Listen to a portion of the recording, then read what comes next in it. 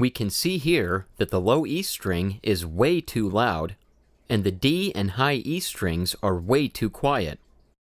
String-to-string volume imbalances are all too common with under-saddle piezo pickups.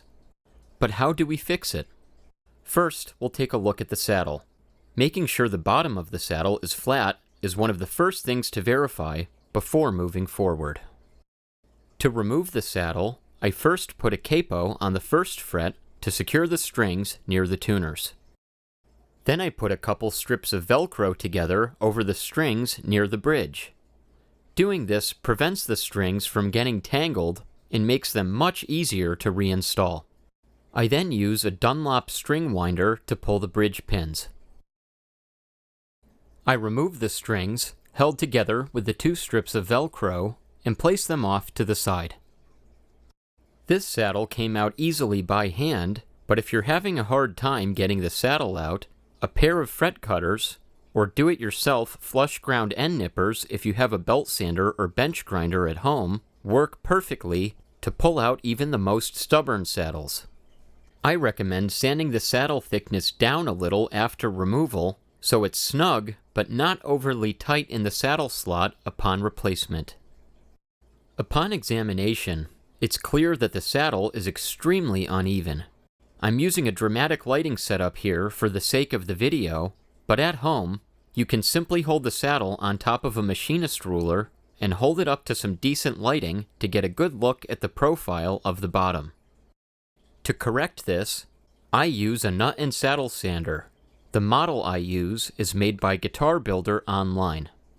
For a sanding surface, I use a piece of tool steel loaded with 320 grit 3M Stick-It Gold sandpaper, but other flat surfaces like glass and other grits of sandpaper will also work fine, though I do only recommend 3M Stick-It Gold for the unparalleled quality of the sandpaper.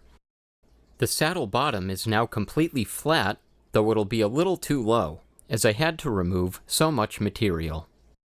Check the description box for a link to my video on making permanent shims for saddles and nuts.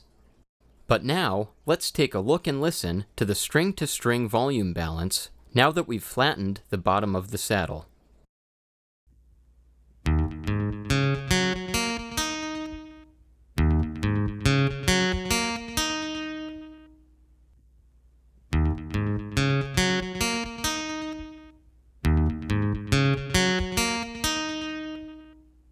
Interestingly, the D and G strings are now too loud compared to the rest of the strings. It may seem like this volume imbalance is a bump in the rug where you correct it in one location only for the same exact problem to move somewhere else. But there's always a solution for technical problems. For reducing the volume of an individual string, I use an equaling needle file to carve a notch into the bottom of the saddle directly under the string that I want to make a little quieter. I'll start by marking the saddle with a mechanical pencil on either side of each string that I want to reduce the volume of. Then, after removing the saddle, I'll draw 2 lines straight down from the lines I made on top of the saddle, and from those, I'll finally draw 2 lines on the bottom of the saddle. I like to pencil in the area between each pair of lines so I'll know exactly where to file the notches. The nut and saddle vise from StewMac works perfectly for holding the saddle in place while notching with an equaling needle file. I simply clamp the saddle, bottom up, into the vise, and the equaling file makes quick work of making those notches. I'm not going to any particular depth. I'd guess the notches are around 30 to 50 thousandths deep, or 0.76 to 1.27 millimeters. If there is an effect of a particular notch depth, I'm currently unaware of it. All I know is that making any notch under any of the strings reduces the volume of that string when using an under-saddle piezo pickup, at least when the other string sections of the saddle are not notched. The width of the notch might also matter, but I haven't experimented with this. The equaling needle file I use is 212 thousandths wide, or 5.38 millimeters, and I've gotten excellent results with it. If you have any first-hand experience with making these notches and have any opinions about using them for volume balance, let me know in the comment section. Now let's take a look and listen to the volume balance after making these notches under the D and G strings.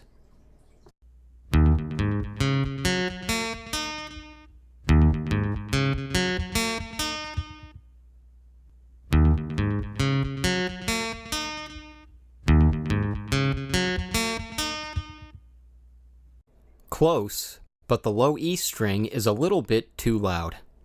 I'll remove the saddle and add a notch on the bottom of the saddle under the low E string to correct this. Also, the high E string seemed just a little too quiet or dampened as well, so I'm also going to correct that. I'll do this by increasing the break angle on the high E string, which is done by ramping the bridge pin hole. This ramp moves the string closer to the saddle and creates a steeper angle from the saddle to the bridge pin, which means more downward force on the saddle.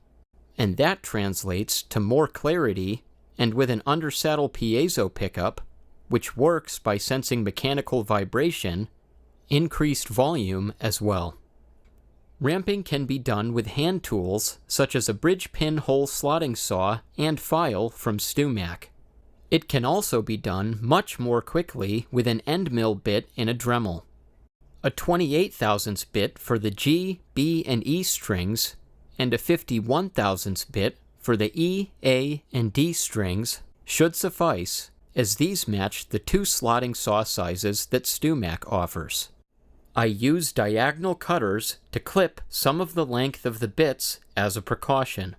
These delicate bits are prone to breaking, and having a shorter cutting length makes them much less prone to breaking. Always wear safety glasses or goggles, or even better, a full face shield. You do not want a stray piece of carbide or any other material hitting you in the eye. Here I'm wearing a Uvex bionic face shield to protect myself while I work. I also find a detailer's grip attachment on the Dremel makes it much more steady and accurate to use for this purpose as well. Ramping is not to be confused with slotting, which involves cutting through the entire bridge and bridge plate. That's to allow a guitar to use unslotted bridge pins, which are arguably superior, but I haven't experimented with this myself as of publishing this video, and won't be covering that topic here. The final result on this particular guitar was not very pretty, as I mistakenly used an end mill bit that was much wider than necessary, and I was pretty sloppy with the cutting. The example I did for this video came out cleaner, but the end result is the same in both cases. Increasing the break angle on the high E string improved the volume and clarity of the string. It was a subtle difference, but let's take a final look and listen to the volume balance after all this work.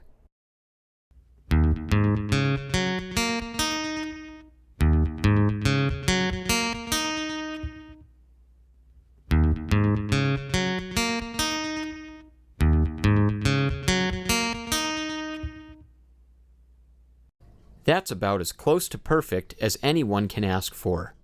This guitar is going back in the case and will be ready for its owner to pick it up. As a final side note, it's also worth mentioning that sometimes pressing down on the saddle in between the strings, after the strings are tuned up to pitch, can correct volume imbalances, at least to some extent.